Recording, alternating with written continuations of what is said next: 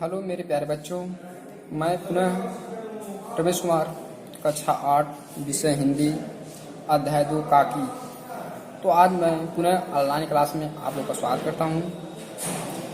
जैसा कि पिछले दिनों मैंने आप लोग को काकी पार्ट जो चैप्टर पढ़ाया था, जिसके लेखक हैं सियाराम शरण गुप्त। इसमें जैसा कि भोला श्यामू से अधिक समझदार था।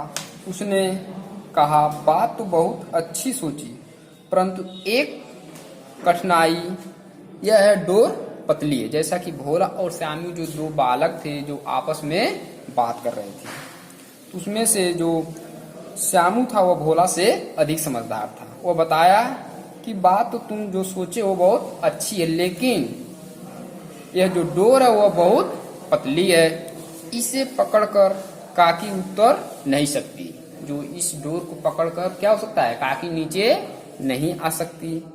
इसके टूट जाने का डर है। पतंग में मोटी रस्सी हो तो सब ठीक हो जाएगा। उसके बाद जो श्यामू था भोला से बोला कि अगर जो डोरी है जो ये थोड़ा और मोटा होता तो अच्छा होता।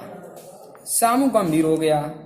मतलब यह बात लाख रुपए की सुझाई गई।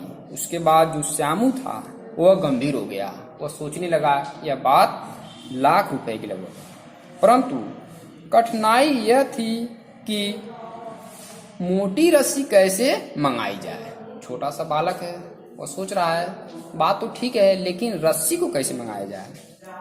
पास में दाम नहीं है और घर के जो आदमी उसकी काकी को बिना दया माया के जला आए हैं, वे उसे इस काम के लिए कुछ देंगे नहीं। उस दिन श्यामू को चिंता के मारे बड़ी रात तक नींद नहीं आई। जब बात भोला बताया कि रस्सी पतली है, तो उसी के बारे में वो सोचने लगा कि एक तो पैसा नहीं है और ऊपर से यह रस्सी को कैसे मंगाया जाए। लोग बिना दया में आके उसके काकी को क्या किए हैं, जला आए हैं। कोई पैसा भी देने वाला नहीं है। तो इसी की वजह से रात में सोच रहा था और उस सोच से नींद भी नहीं आ रही थी। पहले दिन की ही तकरीब से दूसरे दिन फिर उसने पिता की कोट से 1 रुपया निकाला।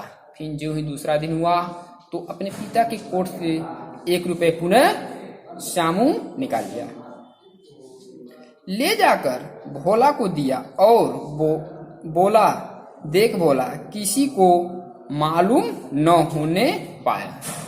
वह 1 रुपये लेकर भोला के पास गया और कहा कि देखो, मैं जो 1 रुपये लाया हूं यह किसी को पता नहीं चलनी चाहिए। अच्छी अच्छी 2 रस्सियां मंगा दें। और क्या करूं, इस पैसे से जो अच्छा 2 रस्सी हो 2 उसको मंगा दीजिए। 1 रस्सी छोटी पड़ेगी। जवाहिर भैया से मैं एक कागज पर काकी लिखवा लूंगा। नाम लिखा रहेगा तो पतंग ठीक उन्हीं के पास पहुंच जाएगी।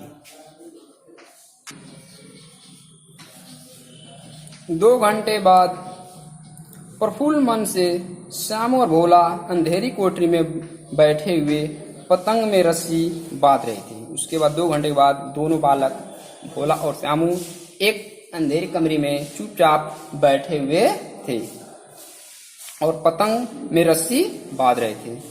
अकस्मात उग्र रूप धारण किए हुए विश्वेश्वर शुभ कार्य में विघ्न की तरह वहां जा पहुंचे।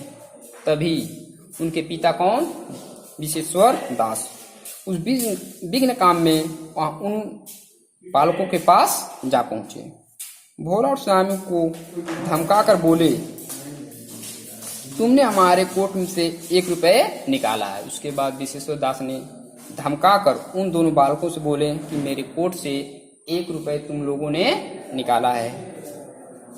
भोला एक ही डांट में मुखबिर हो गया।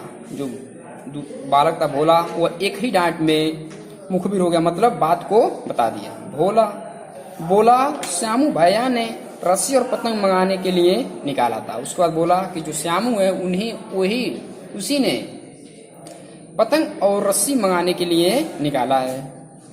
विश्वेश्वर ने श्यामू को 2 तमाचे जड़कर कहा, चोरी सीख कर जेल जाएगा। उसके बाद विश्वेश्वर ने श्यामू को 2 तमाचे मारे और मारने के बाद कहे कि चोरी सीखेगा और जेल जाएगा। अच्छा, तुझे आज अच्छी तरह बताता हूँ, कहकर कई तमाचे जड़े और कान मलने के बाद पतंग फाड़ी। उसके बाद विश्वेश्वर ने श्यामू को कई तमाचे जड़ने के बाद पतंग को फाड़ दी। अब रस्सियों की ओर देखकर पूछा, ये किसने मंगाई? उसके बाद रस्सी को देखें और बोले कि बताओ ये रस्सी किसने मंगाई? भोला ने कहा, इन्होंने मंगाई थी। जो बालक था भोला, वो बता रहा था, कहते थे इससे पतंग तानकर काकी को राम के यहाँ से नीचे उतारेंगे। उसके बाद भोला बोला कि श्यामू ने बताया था कि इसी पतंग से यानी इसी डोरी के सहारे से काकी को ऊपर से नीचे उतार कर लाएंगे, यानी ऊपर से नीचे लाएंगे। विश्वेश्वर हतबुद्धि होकर वहीं खड़े रह गए। उसके बाद जब यह बात को सुने तो वह विश्वेश्वर थे, वह हतबुद्धि होकर वहीं चुपचाप खड़े गए। उन्होंने हटी हुई पतंग उठाकर देखी। उसके बाद जो पतंग को फाड़े हुए थे उसको उठाकर देखे। उस पर चिपके हुए कागज पर लिखा था काकी, और उसी पर पतंग पर लिखा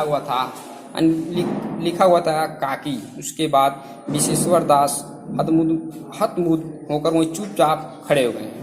तो मेरे प्यारे बच्चों, इस तरह से मैं पाठ 2 यानी जो काकी चैप्टर नाम अध्याय वह खत्म हो गया। आप लोग इसको अच्छी तरह से पढ़ेंगे और अगले दिन मैं पुनः इसी को HW के तौर पर दूंगा। तब तक के लिए धन्यवाद।